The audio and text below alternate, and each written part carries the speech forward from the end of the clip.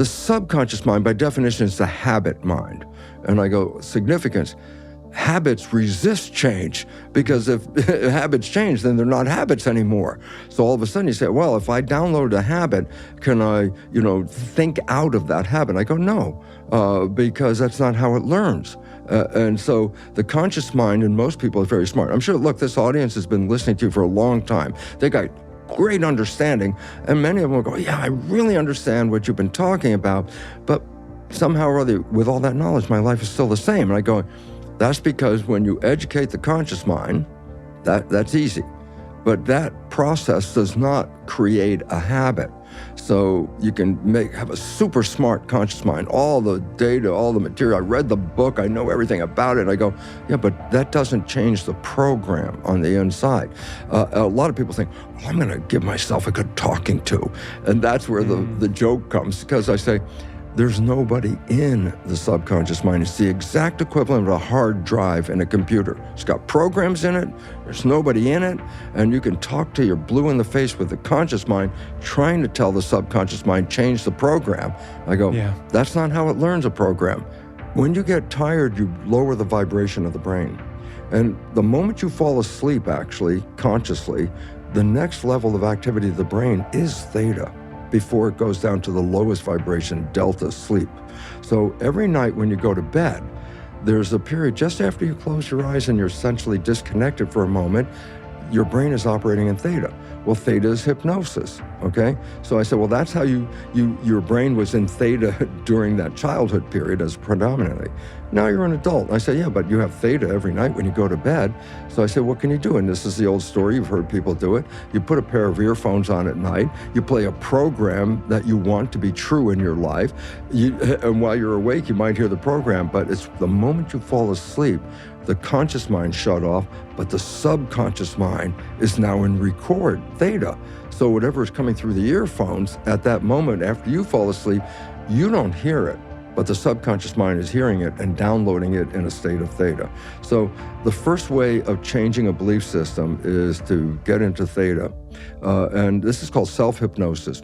Put the earphones on, play the programs for health, happiness, love, joy, whatever, and just go to sleep, which is really cool because you don't have there's no studying here, you just play the program. Yeah, after age 7, the second way that you put programs in is doing something that you practice and repeat. Practice and repeat. Habituation. You make a habit by practicing it.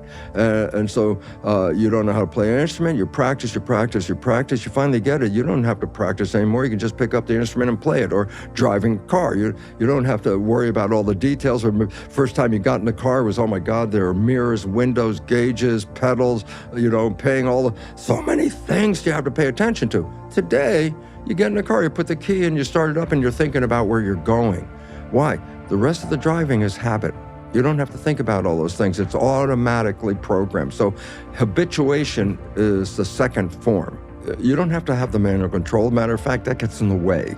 Yeah. The body knows what you want. You don't have to tell it how to get there. That's a big issue in our lives because I want to be successful. How? Oh, I got to do this. I got to do this. And I say, oh, you're planning all these things, and your conscious mind is not even the subconscious is 1,000,000 times more powerful a computer than the conscious mind. So I say, you're going to take this little small conscious mind and try to run the bigger computer. It's like, that doesn't work.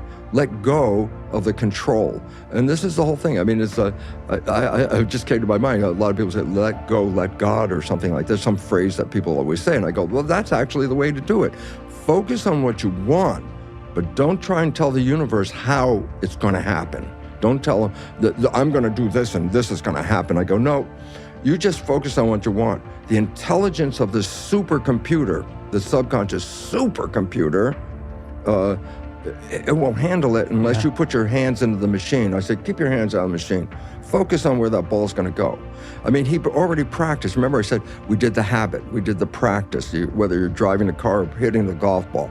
Practice. Yeah, so it starts off in conscious and then becomes subconscious. I think people can all resonate with that, whether it's a sport or 100%. musical instrument, right? Same kind of thing. So again, it's not that hard to believe that if you practice the patterns that you want, after a while, they're going to happen automatically. This is exactly what it's all about. You don't think about the details of driving when you're driving. They just automatically, you could have conversation, you could be off in thought, and you're still driving the car.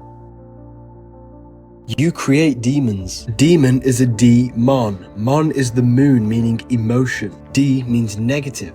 Demon is a negative emotion, which possess your mind, body, and spirit. You have a physical and an astral body. Constant negative thoughts and emotions create astral energy, which latches onto your body. These entities are created by your own thought forms. You feed them by giving them emotional and mental energy.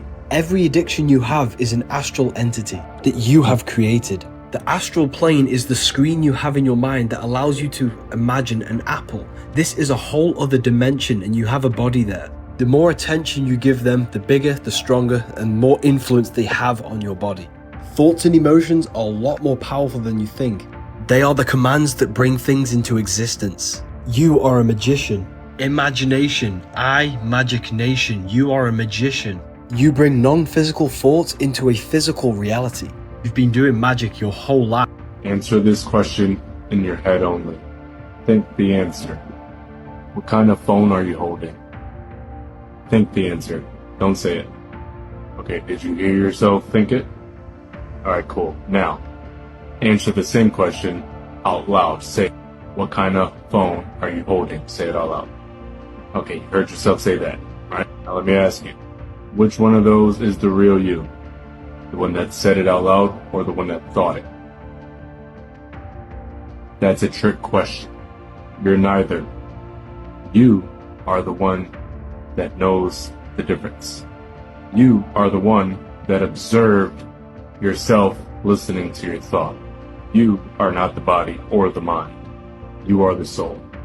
You are the observer. If not, how would you know the difference of the two? You observe yourself talking and you observe yourself thinking. Sit with that for a second. You must understand something very clearly. Physical reality doesn't really exist. It's an illusion.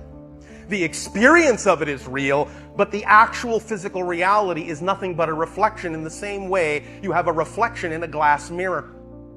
If you notice that the reflection in the mirror is frowning, you don't go over to the mirror and try to force a smile on the reflection's face. The only way to get the reflection to smile is for you to smile first, then the reflection will have no choice really but to smile back. The idea thus then is that what many of you do is you go, well yes, all right, I'll smile, but only if I see the smile in the reflection. So what you've just done is made the reflection now conditional. And by doing that, you haven't actually smiled. You've put a condition on your happiness. I will not be happy till I see the reflection, till I'm guaranteed to see the reflection smile back. And I will just stand here and wait. And I will not smile until I know for a fact that the reflection will smile back to me. So why am I not seeing the reflection smile? I don't get it, I don't get it, I don't get it. All right. Remember this, the experience of physical reality includes the idea of what you call space-time. So you have the experience of time lag. It takes a little while in terms of a space-time experience for something to come into manifestation sometimes. Not always, but sometimes. Please remember, when things seem darkest, when things seem down, when things seem at their heaviest, if you really want enlightenment, then just lighten up on yourselves. Let go of judgment.